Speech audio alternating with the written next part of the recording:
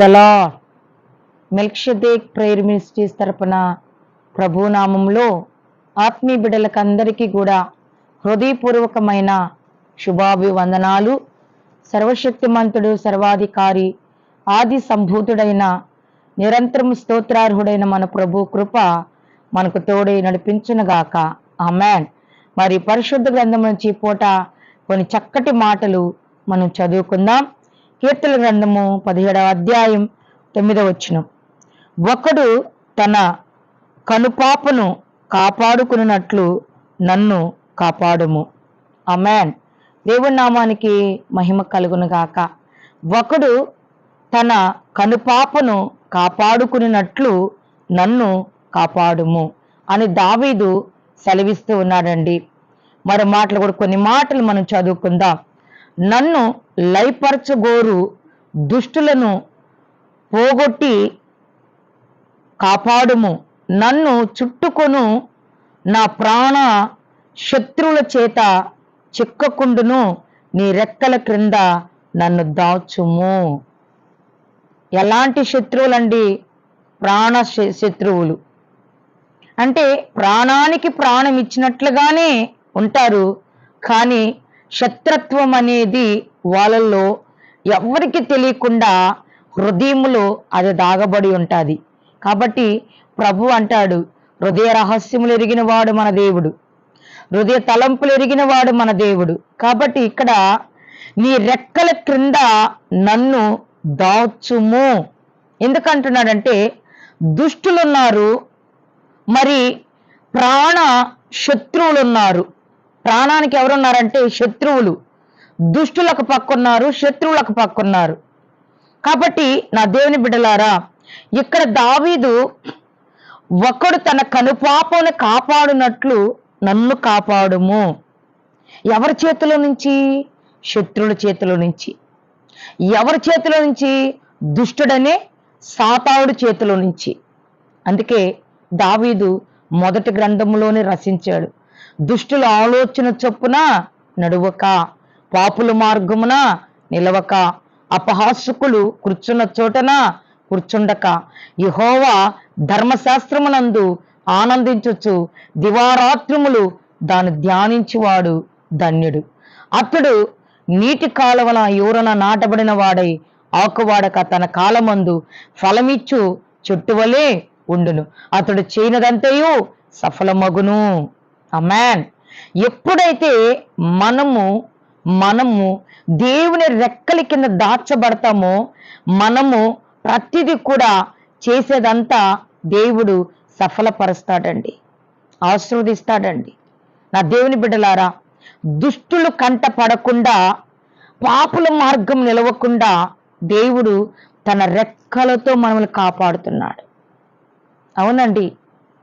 కోడి తన పిల్లలని ఎక్కడ కాపాడుతుందంటే రెక్కల కింద కాపాడుతుంది. రెక్కల కిందన్న పిల్లలన్నీ కూడా సురక్షితంగా కాపాడబడతాయి. రెక్కల కిందకు పోకుండా పక్కనే ఉన్నారనుకో, పక్కనే ఉన్న ఆ కోడి పిల్లలు శత్రువని సాతాను ఒక కాకిలాగొచ్చి తన్నుకోబోతుంది, గిలగడాగొచ్చిలాగా తన్నుకోబోద్ది, గగ్గలాగొచ్చి తన్నుకోబోతుంది. కాబట్టి నా దేవుని బిడ్డలారా, నీవు దేవుని రెక్కల కింద, దేవుని యొక్క రెక్కల కింద నువ్వు దాచబడిన కుటుంబం అయితే, వ్యక్తిగతమైన జీవితం అయితే, ఏ దుష్టుడనే సాతానుడు నిన్ను ముట్టడి వేయుడు.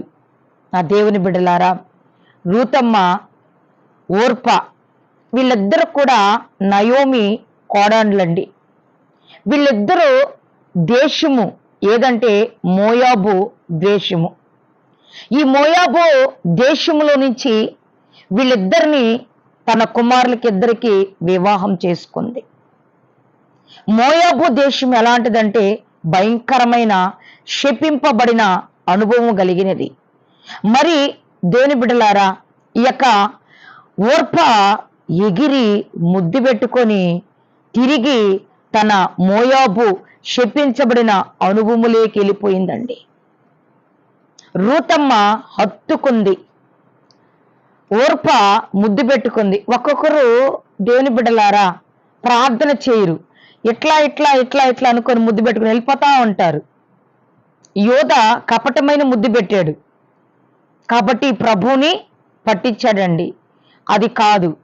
మనము ఈ యొక్క రూతమ్మ ఏ విధంగా తన అత్తను హత్తుకుందో మనము దేవుని హత్తుకొని జీవించాల. ఎప్పుడైతే మనం హత్తుకొని జీవిస్తామో మన ప్రభువు తన బిడ్డలని తన రెక్కల కింద దాచుకుంటాడు. శత్రువు కంటపడకుండా, దుష్టుల కంటపడకుండా, భయంకరముగా వేధించే సమస్యలకు గురి కానికుండా, కృంగదీసే బాధలకు గురి కానికుండా, దేహాన్ని బలహీనపరిచే వ్యాధులకు గురి కానికుండా ఆయనక కనిది పరిధిలో దాచుకుంటాడు ఆయన. కాబట్టి నా దేవుని బిడ్డలారా, ఈ రూతమ్మ అత్తని హత్తుకుంది, అత్తని వెంబడించింది. అయితే శ్రేష్టమైన బెత్లెహేములోకి చేర్చబడ్డాదండి. కాబట్టి నా ప్రియ దేవుని బిడ్డలారా, బోయాజ్ అంటాడు, దేవుని బిడ్డలారా, నీవు ఈ దేవుడైన యెహోవా సురక్షితముగా ఉండినట్లు ఆయన రెక్కల కిందకు నువ్వు వచ్చి ఉన్నావు అంటాడు బోయాజు. కాబట్టి నా దేవుని బిడ్డలారా, మనము ఉండాల్సింది, మనము దాగబడి ఉండాల్సింది శత్రువు కంటపడకుండా, దుష్టుల కంటపడకుండా, లోకస్తుల కంటపడకుండా మనము దాగి ఉండాలంటే దేవుని రెక్కల కింద మనం దాగి ఉండాలి. ఎప్పుడైతే మనం ఆయన రెక్కల కింద దాగి ఉంటామో దేవుడు మనల్ని సురక్షితంగా కాపాడుతాడండి, బలపరుస్తాడు, నడిపిస్తాడు. ఏ అపాయం మన యొద్దకి, మన గుడారాలకి రానివ్వడండి. కాబట్టి నా దేవుని బిడ్డలారా, ఇక్కడ ఒకడు తన కనుపాపను కాపాడినట్లు నీవు నన్ను కాపాడు. అవును, కాపాడుటకు, రక్షించుటకు దేవుడు సామర్థ్యుడు. షడ్రకు, మెషకు, అభిజ్ఞగోలని ముగ్గురు భక్తులను రాజుని ధిక్కరించి, రాజు పెట్టినక ప్రతిమను, శాసనమును ధిక్కరించి అగ్నిగుండముకైన భయపడక వాళ్ళు, దేవుని బిడలారా, ఒకవేళ మా దేవుడు మమ్మల్ని రక్షించకపోయినా సరే మేము మీ ప్రతిమకి మ్రొక్కము, మా దేవుడు కాపాడుటకు సమర్థుడు, శక్తివంతుడు, బలవంతుడు, నీ వశము నుండి మమ్మల్ని తప్పిస్తాడు, అగ్నిగుండము నుండి మమ్మల్ని రక్షిస్తాడని చెప్పి అగ్నిగుండానికి కూడా, మరణానికి కూడా సిద్ధపడిపోయారండి. నా దేవుని బిడ్డలారా, ఆయన్ని ఆశ్రయించిన వారు, ఆయన్ని ఆనుకున్న వారు, ఆయన్ని ఆధారం చేసుకున్న వారు ఏ ఒక్కరిని కూడా ఆయన విడిచిపెట్టడండి. కాబట్టి ఆయన కాపాడుతాడు. ఇశ్రాయేలు కాపాడుటకు ఆయన కొనకుడు, నిద్రపోని దేవుడు. నీ పాదములు త్రొట్టెలనివ్వడు, ఇరుకున పడనివ్వడు, గుంటల పడనివ్వడు, పాపముల పడనివ్వడు. ఎందుకంటే నీ పాదములకి దేవుని వాక్యము దీపమైనది, నీ త్రోవకు వెలుగై ఉన్నది.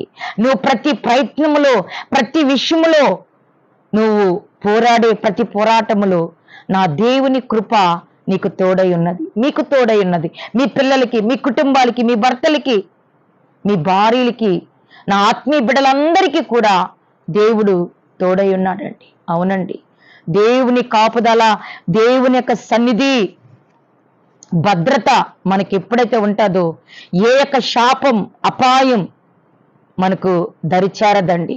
కాబట్టి మరొక మాట కూడా మనం చదువుకుందాం. 27వ అధ్యాయం, కీర్తన గ్రంథము 27వ అధ్యాయము 5వ వచనము కొన్ని మాటలు చదువుకుందాం. ఆపత్కాలమున ఆయన తన పర్ణశాలల్లో దాచును. చూసారండి, ఎక్కడ దాస్తున్నాడు? ఆపత్కాలమున. దేవుని బిడ్డలారా, ఇంతకు ముందు కరోనా అందరికీ బాగా తెలుసు. ఈ కరోనా రాని వాళ్ళు కూడా వచ్చిందని భయపడిన వాళ్ళే చనిపోయిన వాళ్ళు చాలా మంది ఉన్నారు. కాబట్టి దేవుని ఆధారం చేసుకొని ఆశ్రయించిన పరిశుద్ధులు, ధైర్యవంతులు అందరూ కూడా దేవుని బిడ్డలారా ఎంతో ఈ రోజుటికి సురక్షితంగా ఉన్నారండి. కాబట్టి దేవుని యొక్క మహాకృపను బట్టి మరి ఆపత్కాలమున ఆయన తన పర్ణశాలల్లో నన్ను దాచును, తన గుడారపు మాటున నన్ను దాచును. ఆశ్రయ దుర్గము మీద ఆయన నన్ను ఎక్కించును. దేవుని నామానికి మహిమ కలుగును గాక. నా దేవుని బిడ్డలారా, నాకెవ్వరు లేరు, నాకు ఇల్లు లేదు, నేను ఎక్కడ తల వాల్చుకోవాలి, నేను ఎక్కడ తల దాచుకోవాలి, నాకెవ్వరు లేరు అనుకుంటున్నావా? దేవుడి లోకాన్ని సృజించిన సృష్టికర్త అయిన యెహోవా రెక్కల కింద నీవు ఉన్నావు. ఆయన పాదాల కాడ నీవు ఉన్నావు. ఎవరు విడిచినా ఎవరు మరిచిపోయినా దేవుడు సర్వశక్తిమంతుడైన ప్రభువు మిమ్మల్ని విడవడు, ఎడబాయుడండి. మీ సమస్యలకు పరిష్కారము కలిగించే దేవుడు ఆశ్రయ దుర్గమై ఉన్నాడు. ఆయనను దాస్తాడు, నిన్ను కాపాడుతాడు. సాతాను కంట్లో పడకుండా, దుష్టుల కంట్లో పడకుండా, శత్రువుల కంట్లో పడకుండా, శత్రువుల నోళ్ళలో పడకుండా, అపాయములో మిమ్మల్ని పడనీకోకుండా ఆయన పర్ణశాలలో దాస్తాడు, గుడారపు మాటున దాస్తాడండి. కాబట్టి నా దేవుని బిడ్డలారా, ఆయన దాచిన స్థలం పరిశుద్ధమైనది. ఆయన దాచుకుంటున్న ఆ యొక్క స్థలం పవిత్రమైనది. ఆయన దాచుకుంటున్న ఆ యొక్క హస్తములు నీతి అని దక్షిణ హస్తములు. అవునండి దేవుని బిడ్డలారా, యెహోషువ ఏగుల వారిని యెరికో పట్టణములకు పంపినప్పుడు శత్రువుల కంట పడనీయకుండా ఆ యొక్క రాహాబు ఇద్దరిని దాచిపెట్టింది. దాచిపెట్టినందువల్ల తన కుటుంబాన్ని, తన తల్లిదండ్రులను, సమస్తమును కాపాడుకోగలిగింది, దాచిపెట్టగలిగింది. కాబట్టి ఈరోజు ఈ వాక్యం వింటున్న నా దేవుని బిడ్డలారా, నువ్వు ఎవరు ఆశ్రయం కోరుకుంటున్నావు, ఎవరు ఆధారం కోరుకుంటున్నావు, ఎవరు అనుకుండాలా అనుకుంటున్నావు, నాకు ఎవరు బలము సపోర్టు అనుకుంటున్నావు? దేవుని రెక్కల కిందకు రండి. దేవుని పిలుపుని ఆశ్రయించండి.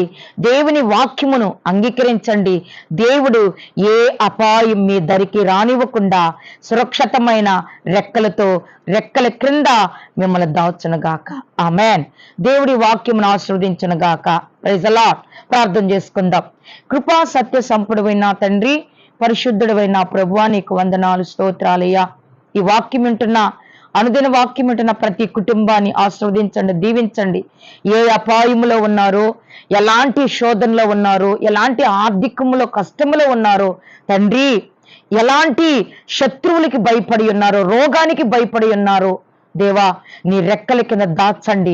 ఆరోగ్యము కలుగ చేయండి, సంతోషాన్ని కలుగ చేయండి, ఆనందాన్ని కలుగ చేయండి, ఒక ధైర్యమును దయచేయండి నాయనా. ప్రతి సమస్యను ఎదుర్కొనే శక్తి, జ్ఞానం నీ బిడ్డలకు దయచేయమని మమ్మల్ని మీ చేతులకు అప్పగించుకుంటూ యేసు నామములో అడుగుచున్నాము తండ్రి. ఆమేన్. Praise the Lord. ఈ దినమంతా నా దేవుని కృప మీకు తోడై నడిపించునుగాక. ఆమేన్.